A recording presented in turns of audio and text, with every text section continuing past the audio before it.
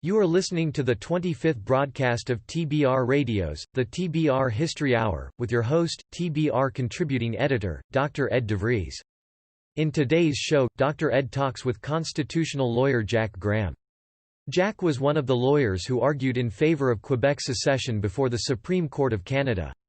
His study of secession revealed that the American war between the states was not about secession, but about the manipulation of money and credit. In other words, the war was agitated by the bankers. Because the North won, we ended up with a country that was controlled from Wall Street and ultimately with what we now know as the Federal Reserve System. Jack explains this in detail in his book Blood Money, The Civil War and the Federal Reserve. So Jack, I've heard your voicemail, and I'm going to guess that you are not a native French speaker. I'm going to guess French is a second language for you. Well, French is a second language. I speak it every day, but I trust that we are going to speak in English in this interview. Yes, sir, we will. But I'm just curious how. I'm guessing you're an American who's living in Canada? Yes, I'm living in the province of Quebec. I married a French-Canadian wife, and I was very active in the Quebec secession case before the Supreme Court of Canada. And it was a very wonderful thing, a wonderful experience to be part of that, because I've always been interested in the mechanism of secession under the British Constitution, the American Constitution, and the United States Constitution. You were arguing before the Canadian Supreme Court as a trial lawyer then? Well, no, I was the advisor on British constitutional law and history to the court-appointed amicus curiae who argued for the case of secession for Quebec, and that was in 1998. And the Supreme Court held that yes, under certain circumstances, Quebec can secede from Canada. The effect of that decision was to unite Canada and to strengthen the Canadian Confederation, which is now stronger than ever. So by granting the right of secession, they solidified the Union. And I know hindsight is always better than foresight, and I realize that we're commenting on something that happened over 150 years ago. But do you think that had the northern states followed a similar course, or had the U.S. Supreme Court followed a similar course, or had, say, President Buchanan or even his predecessor had followed a similar course, do you think that the war between the states might have never been fought? Yes. I believe that Lincoln was wrong in reinforcing Fort Sumter. If he had not done that and there had been no war, a better organization of political power in North America above the Rio Grande, we would have 3 or 4 confederacies, federal structures above the Rio Grande instead of just one, or just 2 like Canada and the United States. I think it was a deep tragedy. My study of this, I studied this originally because of my interest as a constitutional lawyer in the subject of secession. But eventually I got into, as I dug deeply into the subject, I found what the real forces were in promoting the American Civil War, which were the powers of high finance in the world, in Europe and in North America. Right. There were big banking houses in London, Paris, Boston, New York, and Philadelphia, which agitated the Civil War during the 1850s, and that led to a feeling in the southern states that the Union was no longer a vehicle of friendship and security, and so they withdrew from the Union. And it was the war was agitated during the 1850s, starting with Uncle Tom's Cabin and the repeal of the Missouri Compromise and the Dred Scott case and the splitting of the Democrats in 1860 and so on. And all of this was agitated. And so the war should never have been fought. If it had not been fought, either the United States would have reconciled and remained together, or it would have split into two confederacies, which was actually part of the anticipation of the framers of the American Constitution. You can see this in the debates of the Philadelphia Convention. There are records of the debates, and you can see what was intended. Before we get into that, let's kind of go back just a little bit, just to kind of lay a foundation. Yes. You've already talked about having been involved in Quebecan secession before the Canadian Supreme Court. Before you moved to Canada, you were a trial lawyer and a law professor in the United States. For how many years? I was a trial lawyer and a law professor. I was both a criminal prosecutor and a criminal defense lawyer. And so for how many years had you practiced law in the United States? Over 50 years. Okay. And I retired from the practice of law recently, but after over 50 years of practice. Okay. And I have been a public defender and a law professor and a chief public prosecutor and all of those things, and I've written a lot of stuff. When I came to Canada in 1998, it was just as the crisis on secession was reaching a very vital point, and I was able to participate in the Quebec secession case, which was just then going to the Supreme Court of Canada. I helped the lawyer appointed by the court to argue for Quebec in building his knowledge of British, American, and Canadian constitutional law. And I believe that the Canadian Constitution did anticipate a right of secession. The Canadian Constitution is a variation of the British Constitution at the time of Queen Victoria. The United States Constitution is a variation of the British Constitution at the time of George III. But both constitutions contemplate a right of secession. The American Civil War destroyed that right, and it destroyed the country, but its primary effect was to transfer the power over money and credit to a banking cartel on Wall Street. And it was a tragic thing that happened to our country, and it is still, we are in a very bad situation today.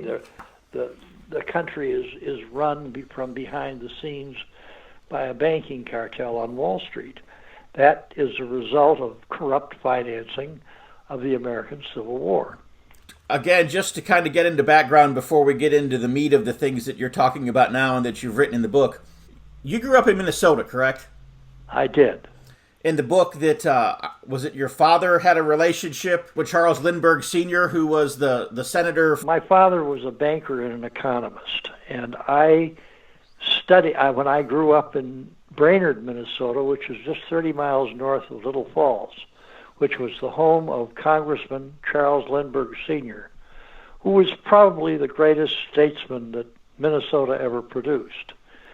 He was a Republican, and he opposed the Federal Reserve Act of 1913 because he recognized that it was the culmination of consolidating power of high finance over the private powers of high finance over American money and credit. And I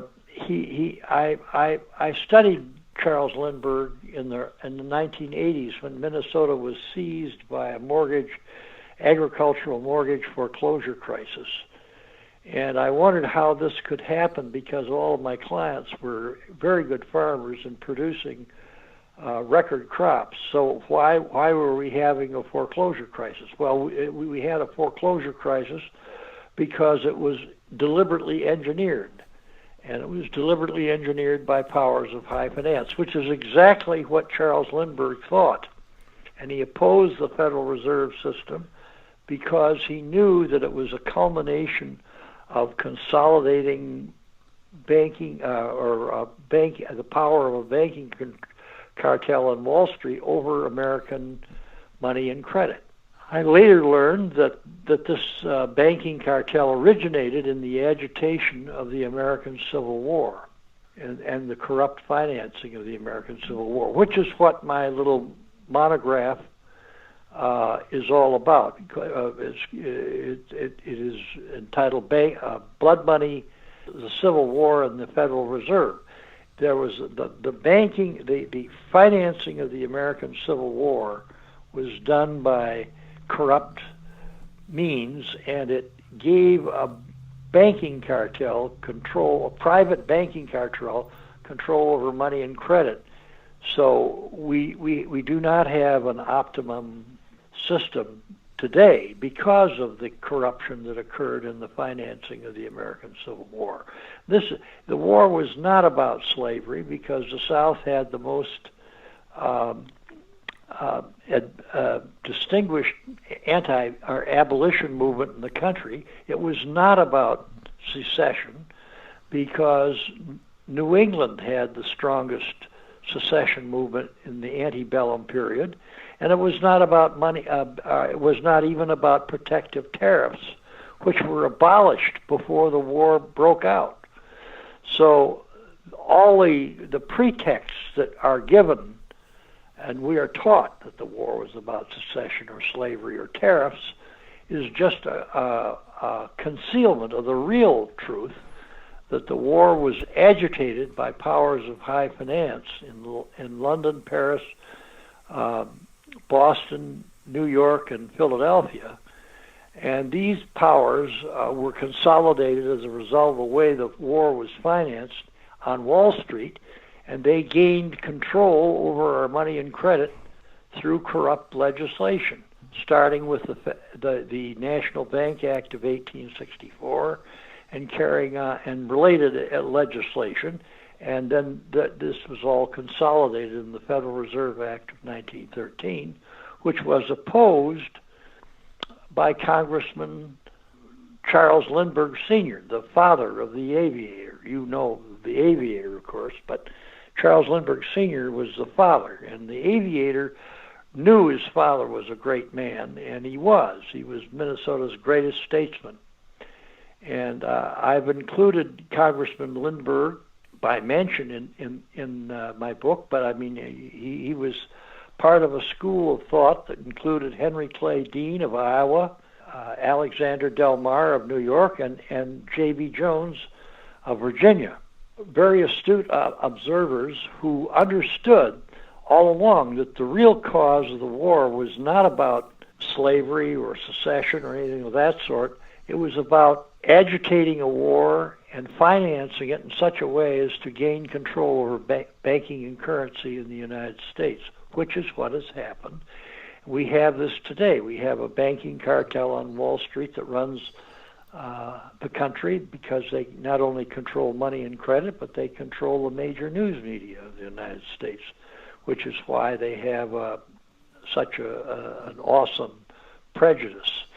And they're right now using their power to try to exaggerate the coronavirus crisis way beyond its real text or real purpose or real character, and using it as a pretext to establish one world government. That it was recently proclaimed by major Catholic figures in Italy just recently, including Archbishop Vigano, who was the former papal nuncio to the United States. But this problem that we have with the coronavirus, its exaggeration, the closing down of the economy, the use of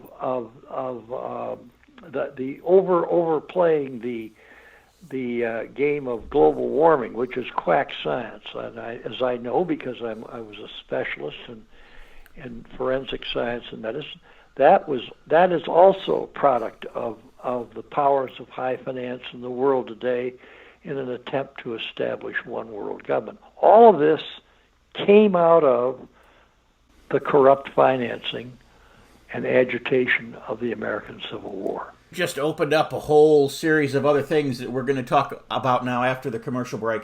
Open your web browser and type in www.barnesreview.org and discover the Barnes Review magazine. In the Barnes Review, you will read vignettes of man, from the prehistoric to the very recent, from forgotten races and civilizations to first-person accounts of World War II and the late Cold War. There is no more interesting magazine published today, nor a more significant and important subject than real history.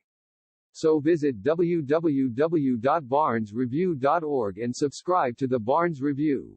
You can subscribe to receive the Barnes Review magazine in its print form, or in convenient electronic delivery. Our host has been a subscriber to both formats for years. So visit www.barnesreview.org and subscribe to the Barnes Review. But coming back from the commercial break, myself, I grew up in Chicago.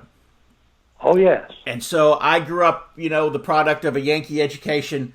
But somewhere in my mid-20s, I was teaching American history at the high school and the college level. And I had my aha moment that, hey, the South was right. I think the South was right, but I think the South was dragged into this just like the North was. The school of thought that I've identified includes Northerners and Southerners who understood all along that the war was about money and credit, about banking and currency, not about slavery, not about secession, and not about protective tariffs, as are the usual suspects for when we talk about the causes of the war. The whole question has been, the whole real cause has been concealed for many, many years by distracting us with issues like secession and slavery and things of that sort. So what I'm trying to figure out is, in your own thought process, what was the cart and what was the horse? In other words, did you, as a lawyer, determine that secession was a right of the states, and then as you followed that path, you saw the money trail? Or had you followed the money trail, and in following the money trail, trying to figure out the cause of the war, you said, hey, you know what? The South had the right to secede all along. I mean, what was your cart and what was your horse? All right, my cart, the cart for me was Alexander Stevens' great text, A Constitutional History of the a constitutional view of the late war between the states. He was from Georgia. He was served as vice president of the Confederate States. He was a very fine, great statesman. That was the same law textbook that all of the men who were generals during the war had studied at West Point, correct? No, that's not correct. Okay. The one of the books that they studied at West Point was a text. It was a text by William Rawle, who was from Pennsylvania. He was a U.S. attorney during the presidency of George Washington, and he wrote a text on the American Constitution that was respected in the North and the South. There were other constitutional scholars from the North and the South who understood that secession, as the Constitution was originally framed, was part of the of what the Founding Fathers designed in the Philadelphia Convention.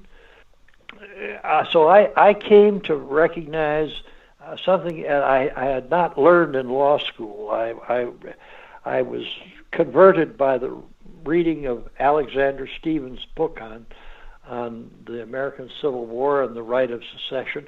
Then once I came to see that Stevens was right, later on I had other experiences in dealing with defending farmers in agricultural mortgage foreclosure crisis during the 1980s that occurred in Minnesota and many other agricultural states. I was then able to see the connection between the orchestration of economic crises and other crises by the powers of high finance.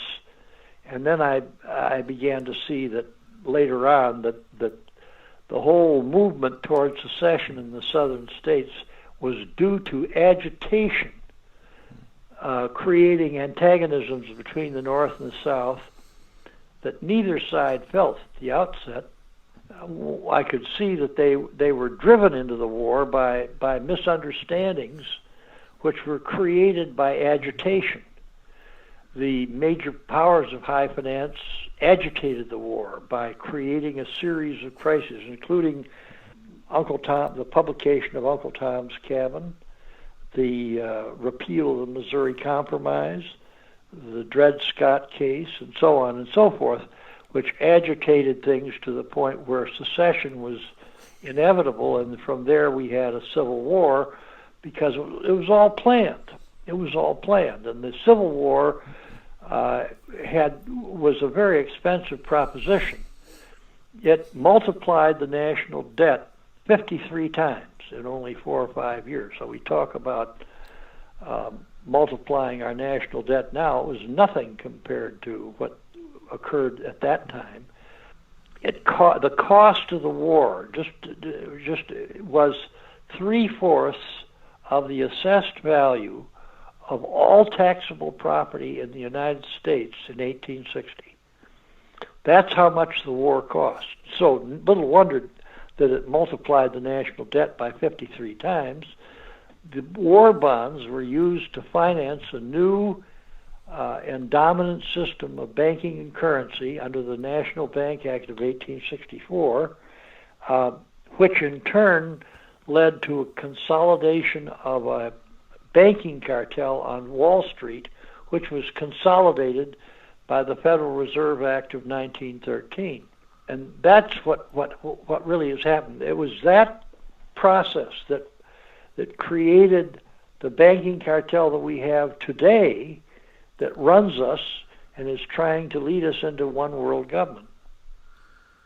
Well, correct me if I'm wrong, but that cartel already existed in Europe. It was simply a matter of them getting a toehold, if you will, into the United States or into the North American continent. That's probably correct, yes. The banking cartel existed in Paris and London, and they had American affiliates in Boston, New York, and Philadelphia. They worked together to create and foment the crisis. It's an astonishing thing, and what this little monograph that I have written and is published by Turning the Tide Publishing in a second edition explains the process by which the war, which we thought was about secession or slavery or tariffs, was really about banking and currency. Extra, read all about it! If you're like me, and I'll bet you are, you like to be on the cutting edge of honest news and accurate information. 26 times a year, the American Free Press newspaper can be delivered to your door, packed with the kind of uncensored news that I know you're going to appreciate. If you're ever dissatisfied with your subscription to the American Free Press, their guarantee is that you just drop them an email and they will gladly refund the unused portion of your subscription. So what are you waiting for? Visit www.americanfreepress.net. Once again, www.americanfreepress.net. And find out about the American Free Press. Do it today. Extra, read all about it. Years ago, I had read a book, and it was called The Unseen Hand. I want to say the author was Theodore Epps. I was in college at the time, and that was over 20 years ago, so I don't remember everything. But if I remember correctly, basically the gist of it was that the reason for dividing the North and the South, the northern states and the southern states, was that the United States had resisted having a national bank or, a bank that the cartel could have controlled for however many years. And even the couple of times that they had flirted with having one, they allowed the charters to expire and so forth. But if the country had been divided, and there were two countries where previously there had been one, neither one would have been strong enough by themselves to function without that kind of a national bank and that kind of an economic system. Of course, then these European banks would come in and they would save both countries, and North America would become another Europe. And so that's basically the same. Is that basically the same motivation for the war? There's a lot of similarities. Certainly, the author that you're speaking of understood the financial causes of the war. the monetary causes of the war. And unless you understand that, you're not going to be able to understand why we had an American Civil War. It was a war that was planned and financed and agitated by corrupt powers of high finance. We have them a part of the world today. The Bilderberg Group in Europe is behind the coronavirus crisis, and its exaggeration as a pretext for one world government. That's what they're working on now, and they're using the coronavirus as a pretext for one world government. Before that, they were using global warming crisis, which is just quack science. I happen to know something about the global warming scare, and I know that it's based on quack science. I've been in touch with the top scientists in the world who understand that this is all baloney, but it was promoted by the newspapers like the New York Times, the Washington Post, and the CNN, trying to make it look like something that it isn't. And there's no danger that we're going to overheat by human emissions of carbon dioxide. That's a quack theory. But that is being used today to drive us into one world government. Now they're using this coronavirus crisis for the same basic purpose. And this is not a far-fetched idea to those who understand it. If you look at the recent statement of Archbishop Vigano in Italy, who was joined by many Catholic and non-Catholic intellectuals in that country, and they pointed this out just recently. I think it was on the 7th of May of this year, just a few days ago. And their statement is called Veritatis Libera Bit Vos, which means the truth will make you free in Latin. They see this, and all my book on published by Turn the Tide Publishing. It's a monograph. It's called Blood Money: the Civil War and the Federal Reserve. Shows how the power of high finance took over in North America through the corrupt financing and agitation of the American Civil War. And it abolishes the idea that the war was about slavery or secession, which is really beside the point. Those are issues that were used to distract people. So we got so involved in secession, slavery, and tariffs that we didn't look at the real cause, which was the powers of high finance stirring up a war and causing unbelievable harm. I mean, we talk about slavery, for example. There were 4 million slaves in the United States in 1860. 1 million died of starvation and disease in the wake of the Emancipation Proclamation.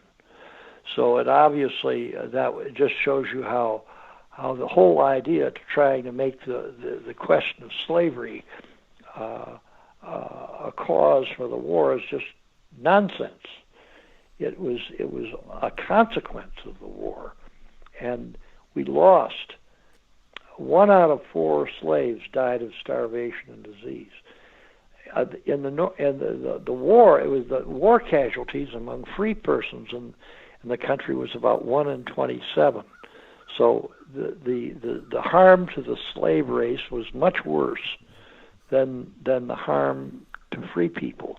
But the harm to free people was 1 in 27, and that the big thing that resulted in the war was the consolidation of a money power on Wall Street and a banking cartel, which still exists today and is still using its power to create division in our country. And they want to establish one world government. That whole thing started in the corrupt financing, agitation, and planning of the American Civil War. That's what my little book is about. And I must say that I'm not alone. I think it's a very good introduction to the subject. Getting back to the causes of the American Civil War, the authentic causes rather than the supposed causes of secession and slavery and all that.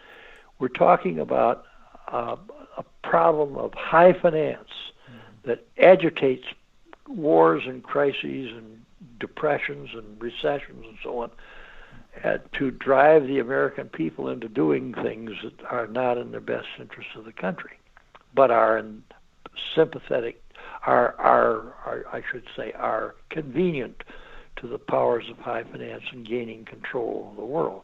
The banking houses of Europe, with their American affiliates, agitated a war so they could finance it, and as part of the consideration for their financing of the war was control over banking and currency in the United States.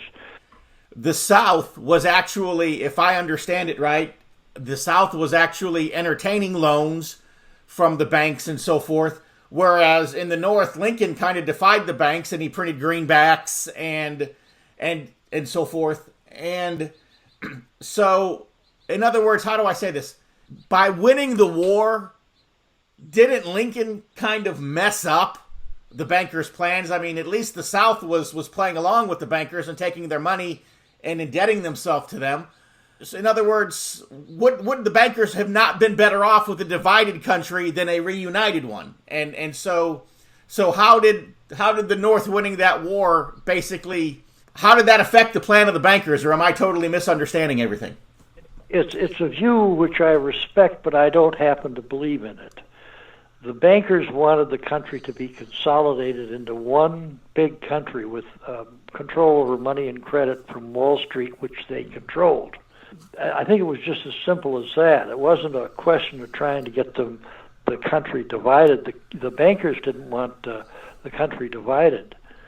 The South was unable to raise to finance their defense because they did most of their trade through New Orleans, which was taken early in the war. As a result, the South was not able to capitalize their war bonds, and so they weren't able. And so the North had the hard money from a banking cartel that was growing on Wall Street. It started in London, Paris, Boston, New York, and Philadelphia, and eventually settled on Wall Street. The way the war worked is that the South was not able to collateralize their bonds. The North was, and that led to a banking cartel on Wall Street, which gave them the powers of high finance control over banking and currency in the United States. And that started in the financing of the Civil War. It continued through the Federal Reserve Act of 1913, and it continues to this day. So I think the theory that you're bringing up is could be true, but I don't think it is. I think it was a much more straightforward proposition. Because the reason I'm throwing this out there is 1865 to 1913 is a lifetime, especially for people in that period when people didn't live as long. That's a lifetime. The people who implemented the Federal Reserve Act, a lot of them weren't even alive, or they were children. They were successors in interest to the powers of high finance that agitated and financed the American Civil War. Right, and so obviously I don't believe that the original plan when these bankers were agitating for war in the 1850s, I don't think their end game was something that they foresaw happening in the middle-aged lives of their children. They knew that they would gain control, and they had effective control under the National Bank Act of 1864. But once that process was started, it culminated in the Federal Reserve Act of 1913, which took a lifetime. And since the Federal Reserve Act of 1913, we've gone through a consolidation since then. We're talking about a process that has taken several lifetimes, and we're talking about a process that has used successors in interest to carry out the same basic idea. And so that's what I'm getting at is, what were the things, if you will, that were kind of the monkey wrenches that have slowed the plan down? Because I'm sure, those who devise it would like to see it implemented a lot quicker than it's coming to be. Well, I think that the powers of high finance would like to establish one world government today, but they're being delayed. So these processes take a long time, and they take several lifetimes. And so you're talking about an original group of financiers whose successors in interest advance the plan further, and whose successors in interest advance the plan further and are now running us today. So it is not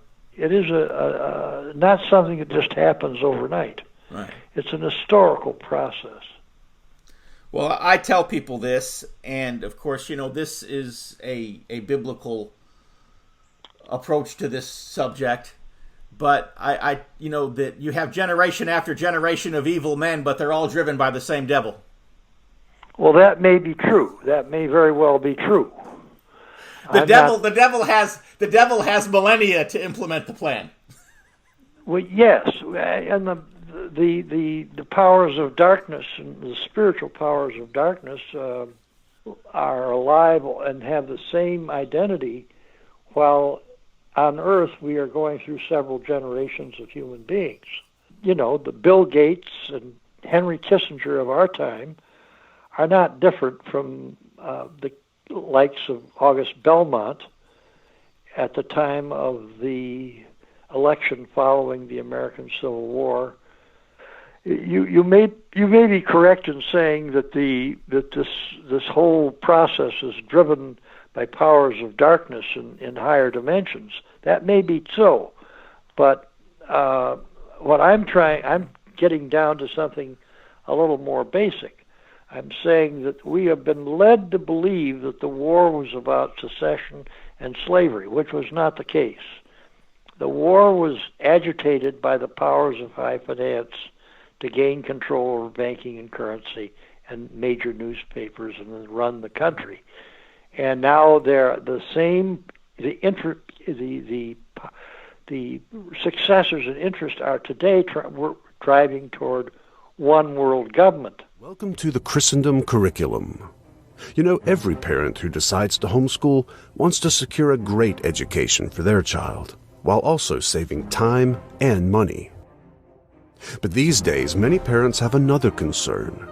They also want a homeschool curriculum without all the multiculturalist, politically correct diversity doctrine that's really little more than a thin disguise for an anti-Christian, anti-American, and anti-Western civilization bias. Now there is such a curriculum. The Christendom curriculum gives your children a complete education in Bible, history, literature, and more, focusing on the classic academic skills of reading, writing, and arithmetic. But we also tell the story of Christendom, the story of the Christian nations, especially as Christ's kingdom has been historically manifest in the nations of Europe and America, and we do so without apology. The Christendom curriculum is the only Christian nationalist homeschool program you'll find. We support the right of the European and American peoples to their historic Christian cultures against the globalist leftists who want to destroy those cultures. Not only that, but we provide assigned reading courses for various hot-button subjects in our current culture wars, including feminism, social justice, and cultural Marxism, among others. These reading courses will teach your kids how to survive a social justice warrior attack, how to debate with leftists on social media, how to reform their local churches and communities, and more. We're living in a time of tremendous historical and social change. Christians have the opportunity now to begin building the culture and civilization of the next 1,000 years and beyond. It's an exciting time to be alive. So if you want to help raise the next generation of culture warriors, if you want your children to grow up with a love for Christ's kingdom and for their own nation, while at the same time learning how to defend America and rebuild the West, the easy-to-use Christendom curriculum is for you. Click the Learn More button to get in on the action. And thanks for listening.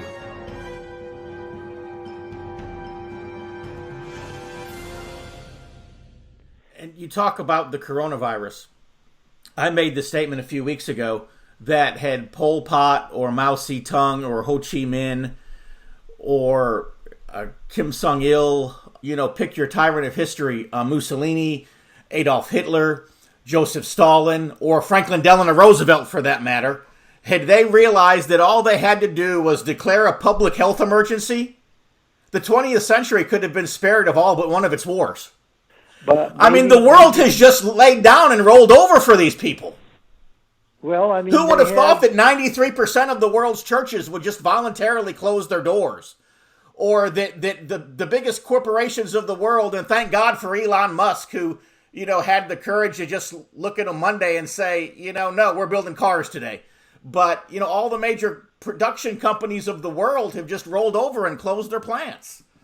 And yes, and of course, this is I'm not so sure. I think the coronavirus is a natural disaster that just happened on its own, and the powers of high finance are using it. I think that's what it is. That the coronavirus had a natural beginning, but now that it has started, it has been used and misused to further the plans of high finance today. But my point is that during the 20th century, whenever they wanted to move, the globalists wanted to move the football down the field, there was always pushback, there was always resistance, there was war, there was protest in the streets, there were millions of people who died. But yet with this, where's the protest? Where's the revolution? Where's the opposition? The whole world is just bowing down and saying, okay, we're bent over. That's because we don't understand. To us. We don't understand that the powers of the problem of putting the powers of high finance of money and credit in the hands of private financiers is really the root cause problem that goes through. You can trace this in the American Revolution. You can trace it in the American Civil War. But in the organization that we have today, which is taking advantage of the coronavirus and global warming and so on, really got started in a major way with the promotion and financing of the American Civil War. And my book is just talking about how this system really became established and powerful in the United States.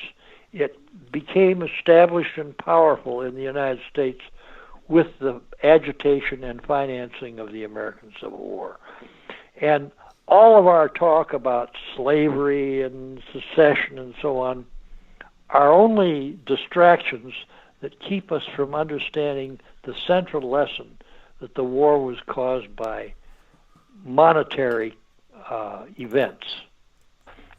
My text, my Blood Money monograph, is for the purpose of educating my fellow citizens in the question of the importance of money and credit and the unseen cause of so many serious problems.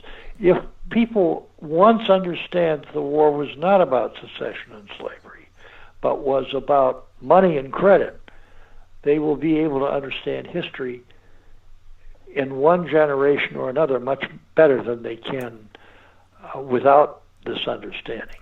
The need to gain control over money and credit in the hands of public authority will become apparent once you understand that the Civil War was not about secession and slavery, but about money and credit.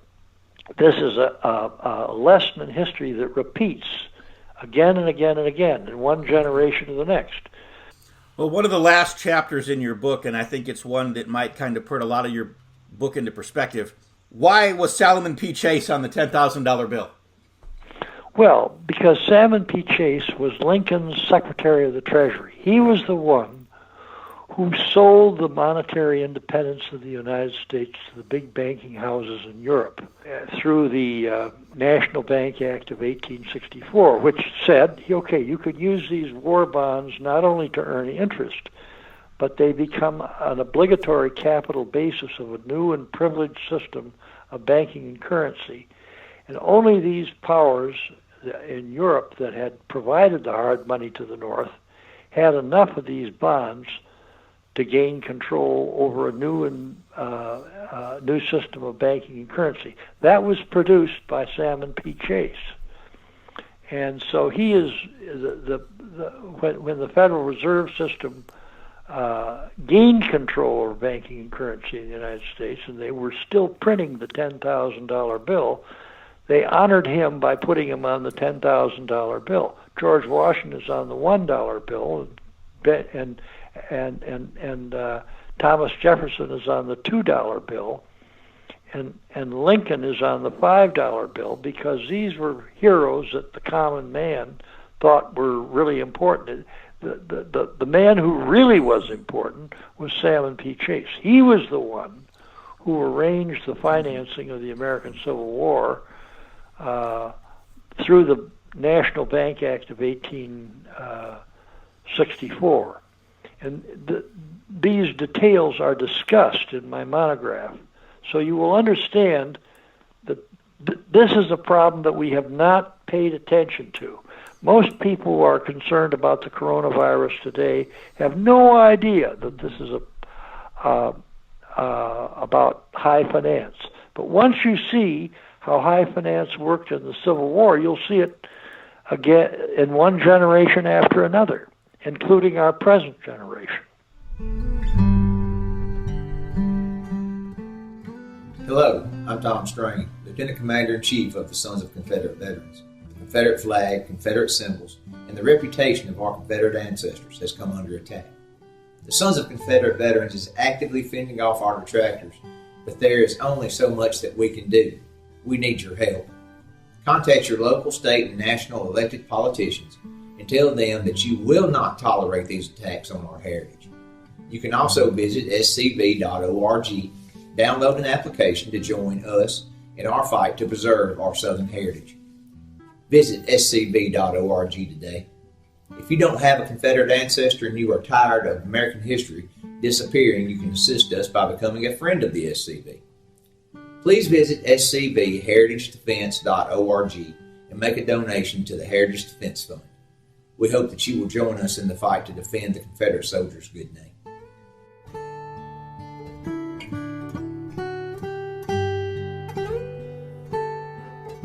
And so your last chapter of the book, you had talked about, options for the future. So what do you see happening then going forward?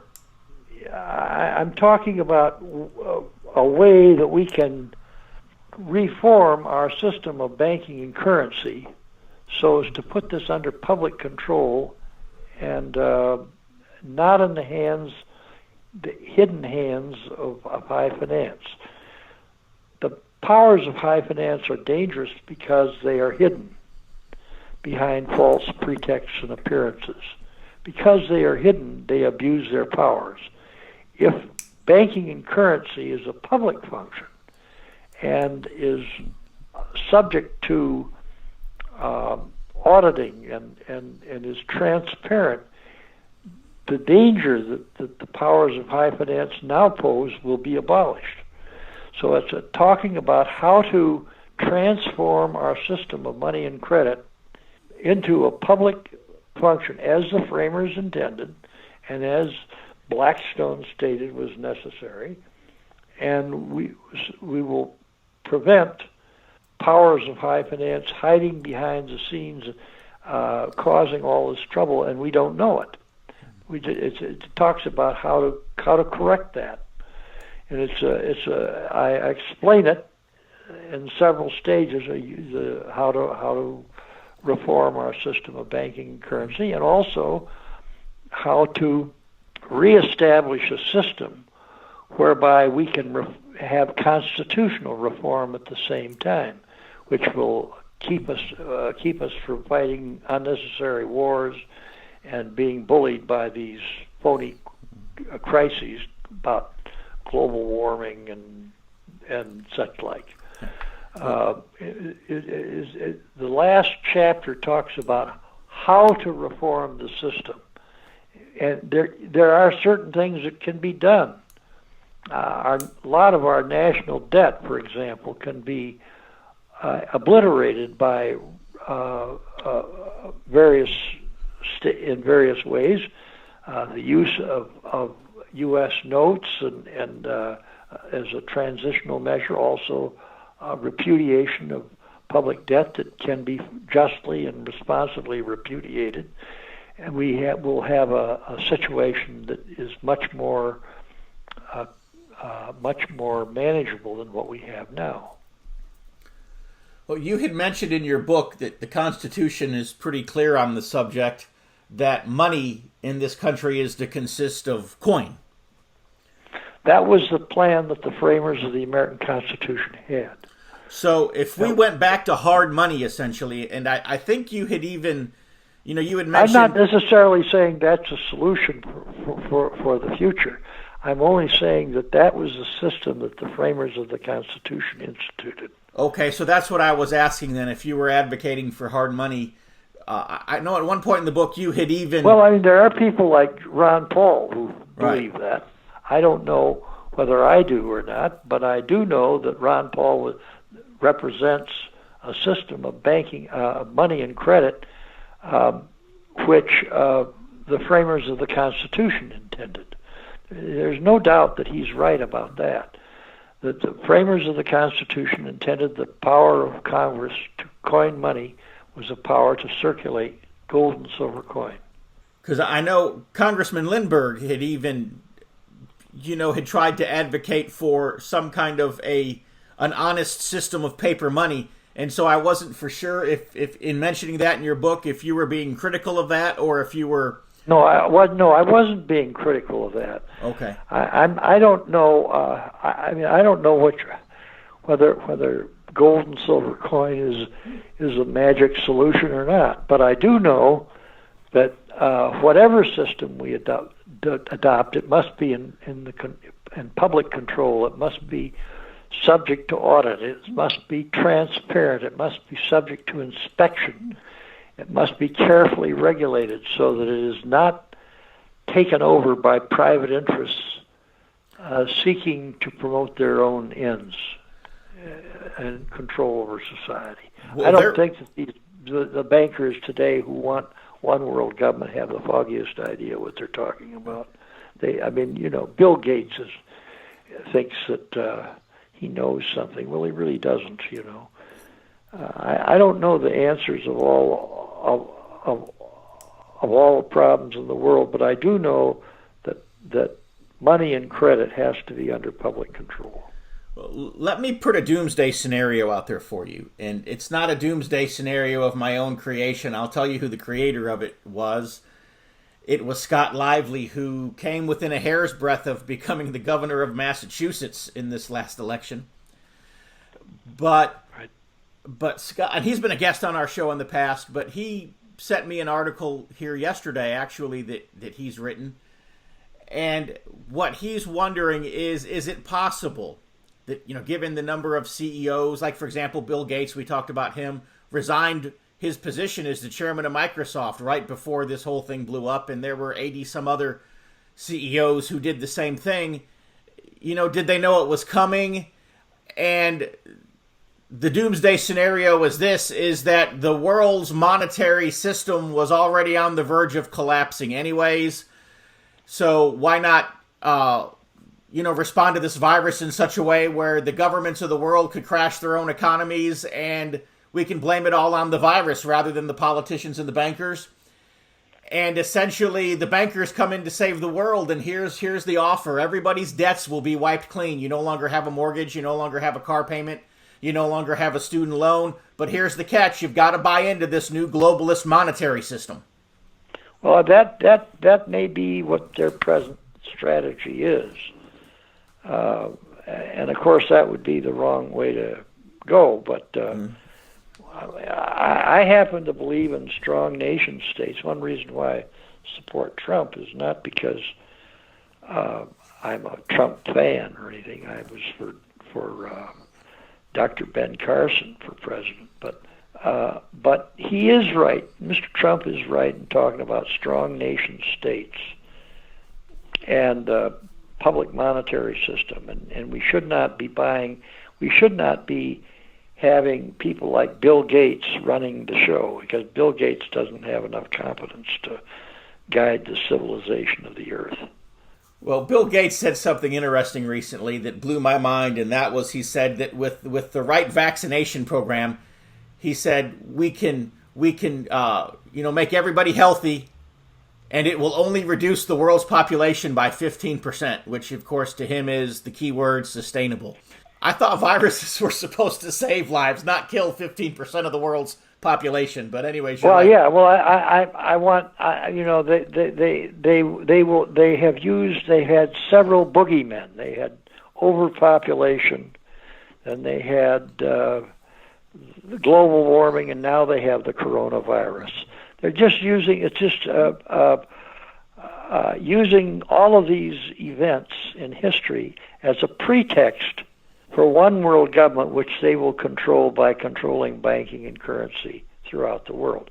I mean, it's just another plan to conquer the world. It's just that they're using one world government or control of banking and currency, the Federal Reserve or some such thing as that, as a pretext to hide behind so that they're not noticed, but yet they still call the shots. Yeah. That's what I think they're trying to do.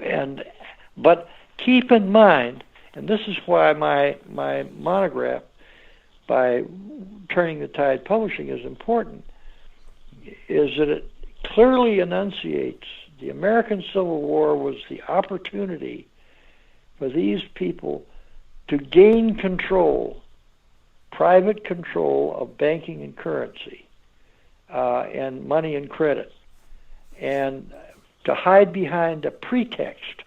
The pretext of civil war and secession and slavery and protective tariffs and such like, well, they're really running the show behind the scenes. They don't want to be exposed. And once we understand what the problem was that gave them control over banking and currency in the American Civil War, we can take steps to prevent this thing happening in the future. And we won't be having these periodic crises, and we'll just advance on a more rational scale. Well, that is definitely some good. They say those who fail to learn from history are doomed to repeat it. That's a very wise statement, and that's exactly correct. We have to understand. I would like to take the American Civil War because it's very clear what happened. Secondly, if we understand that, we can prevent it in our generation. So your book, Blood Money, the Civil War, and the Federal Reserve, how does one of our listeners obtain a copy or copies of it? You call Turning the Tide Publishing in Crestview, Florida. They have a website. Their telephone is 850-677 0344. 0344. And order it, and and it's going to be available through major booksellers in due course. But we're just getting started again. This book was published before by Pelican Publishing Company near New Orleans, Louisiana, and now it is being published by another publisher. And I'm very grateful for Turning the Tide Publishing. They've done a nice job in producing a second edition. They made some improvements on it. And if you understand, as I say, if you understand what happened in the Civil War, you'll be able to see the same plot going on in the generation that followed, the generation of the First World War, the generation of the Second World War, the generation of the Cold War, and now the generation of the coronavirus and the global warming scare.